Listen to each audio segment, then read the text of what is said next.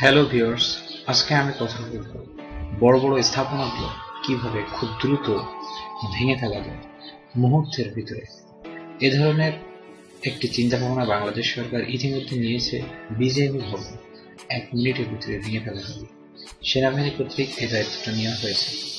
সেখানে বলা হয়েছে যে বিজেএমই ভবন 1 মিনিটের ভিতরে ভেঙে ফেলা হবে।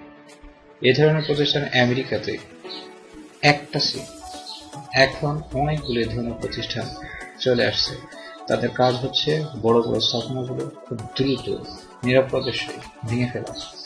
বাংলাদেশে সাম্প্রতিক র্যাঙ্কস ভবন ভাঙার সময় 9 জন শ্রমিক মারা যায় এবং 1 বছর সময় লাগে। সেক্ষেত্রে বিজেএমই ভবন ভাঙার জন্য সরকার উদ্যোগ গ্রহণ করেছে। মাত্র 1 মিনিটের ভিতরে ভবনটি ভেঙে ফেলা হবে। দেখুন তার কয়েকটি চিত্র।